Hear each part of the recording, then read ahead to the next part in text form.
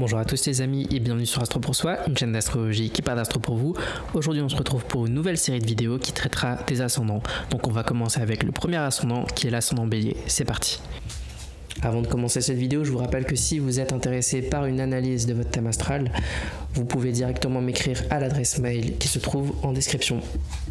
J'ai déjà fait une vidéo sur l'ascendant, donc sur la maison 1 sur cette chaîne. C'était la première vidéo que j'avais faite sur les maisons astrologiques. Donc je ne vais pas exactement réexpliquer ce que c'est que l'ascendant, mais il y a quand même des choses qui je pense sont encore un peu confuses malheureusement. Donc je vais quand même prendre un petit temps pour cette introduction à expliquer exactement ce que c'est que l'ascendant. En fait, je trouve qu'il y a encore des confusions quant à la nature de ce que l'ascendant il représente véritablement. Je rappelle que l'ascendant c'est la maison 1. Donc en ce sens, les maisons c'est quand même ce qu'il y a dans le thème astral, de plus concret. Les planètes et les signes touchent à des archétypes. Ça peut être très abstrait. Par contre, les maisons c'est des lieux concrets, c'est de l'événementiel. Avec les maisons, on est pour ainsi dire les pieds sur terre. Dans les maisons, on va s'incarner. Une maison, ça s'habite d'ailleurs au passage, donc c'est bien ce que ça veut dire. Une des confusions que l'on fait, c'est de dire par exemple que l'ascendant c'est le paraître et que le soleil serait l'être. Ça me semble un peu simpliste comme explication. Le paraître, ça peut très bien être le soleil. Le soleil vécu à un niveau bas, à un bas niveau. Vous n'allez pas me dire que c'est pas aussi le paraître. C'est même le lieu du paraître par excellence, le lieu du soleil. On a dans le zodiaque d'autres planètes aussi qui vont s'intéresser au paraître. J'entends par exemple Jupiter. Jupiter, c'est le paraître social, vécu au bas niveau. On a aussi le paraître physique, ou le paraître de l'apparence physique, avec Vénus par exemple. Donc l'ascendant, si c'est le paraître, dans toute cette histoire, c'est qu'enfin, ça n'a pas vraiment de sens. Voilà, donc c'était juste une petite digression que je voulais faire, hein, désolé. On revient à l'ascendant. Donc comme toute maison, c'est un champ d'exploration, un champ d'expérience, et lequel c'est celui de l'identité personnelle. Autrement dit, le signe à l'ascendant est l'énergie que vous allez devoir explorer pour comprendre qui vous êtes. Alors évidemment, c'est pas facile, c'est un chemin, c'est pas inné. Imaginez un cancer ascendant bélier par exemple, ou une vierge ascendant balance.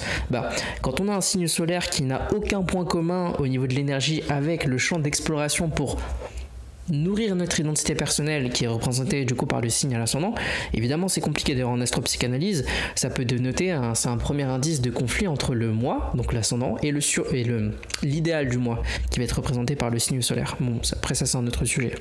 L'ascendant bélier, pour se découvrir, il doit explorer le courage, il doit explorer l'initiative. C'est vraiment le mot-clé, je pense. Être à l'initiative de ses choix, y aller, démarrer, agir, quitte à s'opposer. C'est évidemment dur, d'autant plus que l'ascendant bélier a le descendant en balance, hein, de facto. Donc, dans son rapport à l'autre, son rapport est basé sur l'harmonie. Sur la compréhension. Mais je vais vous donner un secret pour les ascendants béliers. Avec les autres, restez courtois. Avec les autres, restez sympathique, restez amical, restez dans l'harmonie, si je puis dire. Mais au fond de vous, si vous avez une flamme intérieure, là, une flamme, une intuition puissante de faire quelque chose, alors faites-le sans demander, faites-le sans consulter qui que ce soit. Qu'importe si ça fonctionne ou pas, quelque part on s'en fout. L'ascendant bélier, il doit faire. Vous trouverez toutes vos réponses, toutes les réponses à vos doutes, vous les trouverez en faisant. Alors les béliers, soleil en bélier, ils ont déjà intégré cette énergie. Bon, sauf si le soleil il est affligé et qu'il a des mauvais aspects, là c'est peut-être un peu compliqué, mais l'idée est quand même celle-là. Mais vous, en tant qu'ascendant bélier, vous devez apprendre à manier cette énergie bélier. Et c'est toujours beaucoup plus difficile parce que vous pouvez l'exprimer de manière... c'est souvent, on l'exprime en trop ou en trop peu. Parfois, vous êtes trop timoré dans votre prise de position et dans votre action. Et parfois, vous êtes trop agressif. Mais c'est pas grave, c'est votre chemin. C'est votre identité que vous explorez à chaque action. C'est votre identité que vous explorez à chaque triomphe. À chaque fois que vous osez faire. Alors, osez, lancez-vous. C'est vraiment la clé de l'ascendant bélier. Alors, évidemment, si vous êtes ascendant bélier, il va falloir regarder Mars dans un premier temps et Pluton dans un second temps, toujours en signe, toujours en maison, et surtout toujours en aspect, parce que les planètes maîtresses de l'ascendant en aspect, elles vont vous parler de quoi? En aspect positif, donc en aspect par exemple le sextile ou le trigone, elles vont vous indiquer les aides que vous avez pour explorer ce chemin de l'ascendant.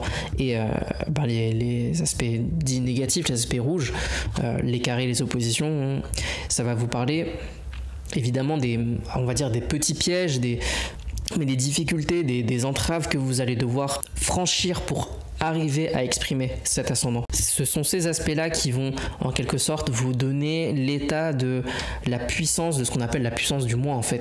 Alors je suis pas là pour vous décrire l'énergie bélier, je l'ai déjà fait dans une vidéo, hein, c'était même une des premières vidéos de la chaîne quand on a traité des signes astrologiques, mais bel et bien de vous parler de l'ascendant bélier. Et mon conseil il se résume à peu, faites preuve de courage. Si vous êtes trop attentiste, alors vous allez avoir l'impression de ne faire que des concessions. Pourquoi ? Parce que le descendant est en balance. Donc ne pas accepter d'explorer l'ascendant bélier, c'est forcément subir le descendant. C'est forcément avoir cette espèce d'impression d'être un lâche qui ne fait que des concessions. Et ça c'est une clé. Si vous n'êtes pas capable d'explorer pleinement l'énergie de l'ascendant, alors vous allez avoir l'impression d'avoir une espèce de phénomène de trahison personnelle sans cesse. Parce que c'est ça, c'est l'énergie bélier, c'est suivre son intuition, et s'il ne la suit pas, c'est une trahison personnelle envers lui-même. L'ascendant bélier vit exactement ce drame-là, entre guillemets. S'il n'est pas assez dans cette action et dans cette puissance d'intuition, et c'est pas forcément sa faute, hein, encore une fois, vous regardez le reste du thème, si le moi est affligé et si le moi ne lui donne pas les aides et les armes qu'il faut pour explorer ce champ de bataille qui est l'ascendant bélier, évidemment ça va être compliqué. D'où le rôle de l'astrologue, de lui expliquer, de lui faire comprendre par quel biais il peut utiliser pleinement son énergie d'ascendant bélier. Parce que si c'est pas le cas, il va avoir l'impression, comme dit, d'une espèce de lâcheté intérieure et de compromission. Alors j'entends beaucoup les gens quand ils parlent d'un ascendant de décrire une espèce de personnalité, et effectivement l'ascendant fait partie de la personnalité, mais il fait partie de la personnalité pourquoi ? Parce que c'est en explorant ce chemin qui vous procure un sentiment d'identité personnelle, donc automatiquement il va commencer à faire partie de vous.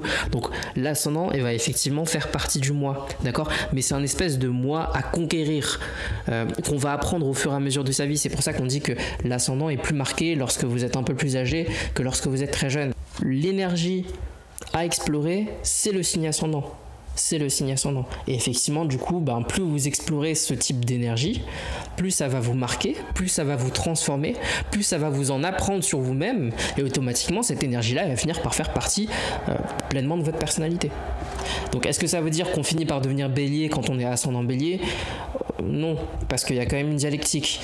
C'est utiliser les qualités d'énergie du soleil pour explorer l'ascendant. Je vous conseille d'appréhender l'ascendant vraiment sous cet angle de ok, quelle qualité d'énergie je dois explorer pour me sentir moi-même, pour avoir ce sentiment de liberté intérieure.